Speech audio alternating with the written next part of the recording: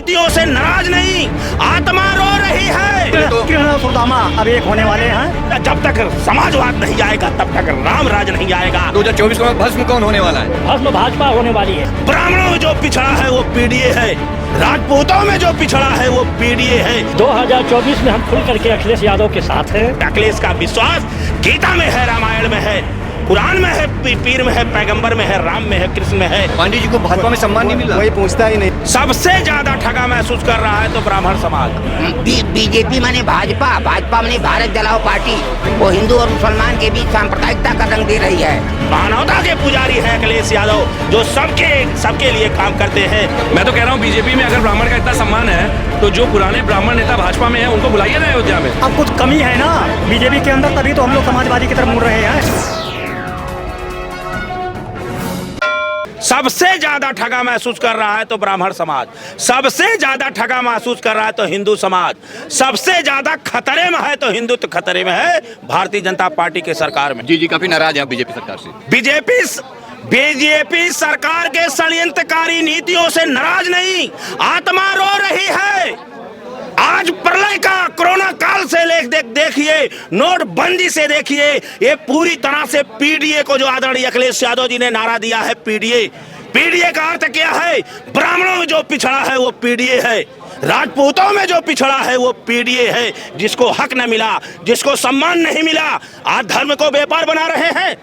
राम लला की बात करके राम के नाम पे ठगने का बात करते हैं, आप उससे अर्थ से जोड़ते हैं।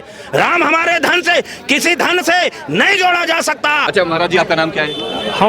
हमारा नाम कन्हैया पांडे, जिला बलिया के हम रहने वाले हैं। अच्छा, बलिया के रहने वाले हैं। अच्छा, हम आपसे जानना चाहते हैं, कहते हैं कि ब्राह्मण समाज ने जिसको आशीर्वाद दे दिया या कि जिसके बारे में भविष्यवाणी कर दी वही होता है। 2024 के चुनाव में आप क्या भविष्यवाणी करने वाले हैं और क्या होने वाला?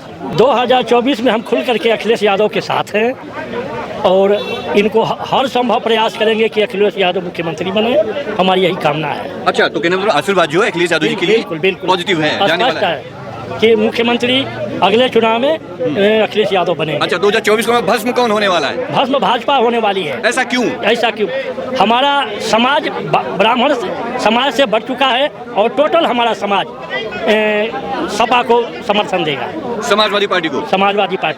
बीजेपी हमने देखा है, समाजवादी भी हमने देखा है, लेकिन अब कुछ कमी है ना बीजेपी के अंदर, तभी तो हम लोग समाजवादी की तरफ मुड़ रहे हैं। बीजेपी में क्या कमी है? बीजेपी तो बहुत बढ़िया काम कर रही है ब्राह्मण समाज के लिए, तो स्पेशल काम बढ़िया सब कुछ कर रही है, लेकिन जहाँ पिट रहे हैं ब्राह्मण ही पिट रहे हैं। कहीं भी देखिए आप, हम लोग का वो कटघरी जो मान सम्मान मिलना चाहिए वो नहीं मिला, हम लोग अपेक्षित हुए हैं। उसके लिए हमें आज तब हमें जाकर के समाजवादी की तरफ हमें आरा झुका हुआ है। कृष्ण सुदामा अब एक होने वाले हैं, अगर ऊपर वाले ने चाहा तो आगे तरक्की होगी। कृष्ण सुदामा यानी कि अखिलेश यादव और ब्राह्मण समाज की बात कर गए आप। हाँ, बस। आज समाजवादी पार्टी कार्यालय पर ब्राह्मण समाज के लोग क्या कर रहे हैं? देखिए, ये तो बहुत अच्छी बात है, खोया हुआ जनाधार पार्टी को वापस मिल रहा है। जो लोग भरोसा करके भाजपा की तरफ गए थे, आज उनको भाजपा का सत्य दिख रहा है और वो पुनः घर वापसी कर रहे हैं। इससे बड़ी उपलब्धि क्या हो सकती है हमारे लिए? तो 2024 में ये ब्राह्मण समाज समाजवादी पार्टी के साथ मिलकर क्या करने वाला है यूपी में? भाई, ये तो यज्ञ पूर्णाहुति करते हैं, संस्कार करते हैं। 16वां संस्कार हो गया भाजपा का, समझिए भाजपा का 16वां संस्कार हो गया, विदाई तय है, वैकुंठ भेजा जाएगा भाजपा को। वैकुंठ भेजा जाएगा बीजेपी को 2024 के भाजपा को सत्ता की कुर्सी से उखाड़ के वैकुंठ भेजा जाएगा। वो जाए, अयोध्या बनी रहा है, मंदिर बनी रहा है, वहाँ जाकर के कीर्तन करें, हरि पूजा करें। पंडित जी, अचानक बीजेपी से इतनी नफरत क्यों, नाराजगी क्यों? नहीं, ब्राह्मणों का सम्मान बीजेपी में हुआ कब है ये बताइए ना।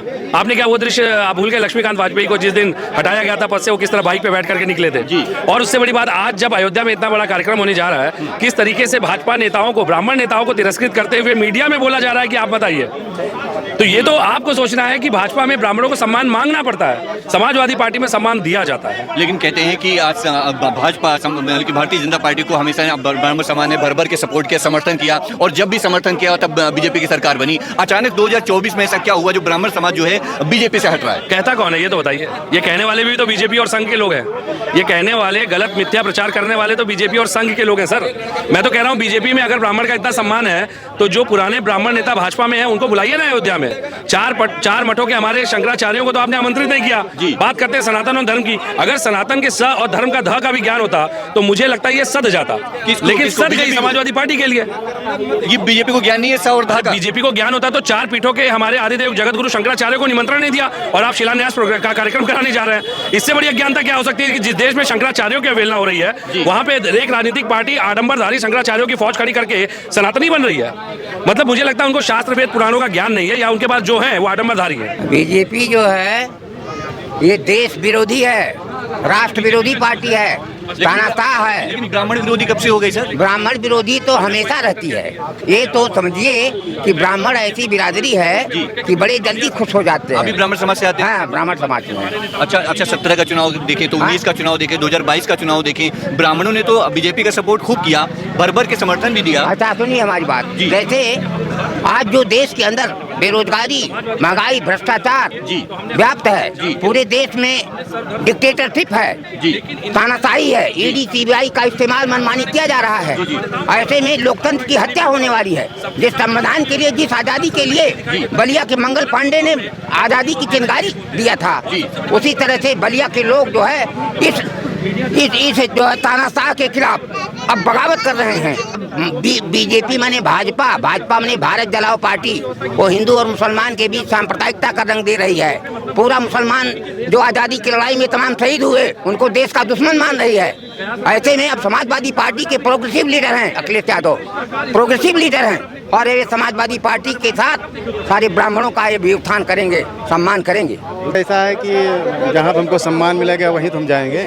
सम्मान भाजपा में नहीं मिल रहा? नहीं मिल रहा है। पांडे जी को भाजपा में सम्मान नहीं मिल रहा? वही पूछता ही नहीं हम लोग। मैं आपके माध्यम से कहना चाहता हूं कि अरे मेरे नौजवानों, किसानों, जागो, देश को बचा लो। और मानवता और समानता, जब तक समाजवाद नहीं आएगा तब तक राम राज नहीं आएगा। हम अखिलेश यादव जी के पास क्यों हैं? इस रूप में दिन भर जल पी के रहते हैं, क्योंकि अखिलेश का विश्वास गीता में है, रामायण में है, कुरान में है, पीर में है, पैगंबर में है, राम में है, कृष्ण में है। इनका सिद्धांत है समाजवाद। समाजवाद ही सबसे बड़ा धर्म है। उनमें छुपा हुआ है मानवता। मानवता के पुजारी हैं अखिलेश यादव, जो सबके लिए काम करते हैं। इसलिए मैं आपसे आह्वान करना चाहता हूं कि आप उत्तर प्रदेश में 80 के 80 सीट पे एक वोट देंगे, और दिल्ली का जाने का रास्ता भाजपा का रोकेंगे। अखिलेश यादव जी वहां जाके लाल किला पे झंडा फहराने का काम करेंगे। Thank you. और भी लोग हैं यहाँ पर, तमाम ब्राह्मण समाज से यहाँ पर लोग हैं, मैं उनसे बात करने की कोशिश करूंगा। क्या नाम है सर आपका? जी, धर्मेंद्र कुमार मिश्रा। मिश्रा जी कहाँ के रहने वाले हैं आप? जी, मैं बाराबंकी का हूँ। बाराबंकी। आज समाजवादी पार्टी में आपका आना हुआ? जी बिल्कुल। इससे पहले कहाँ थे आप?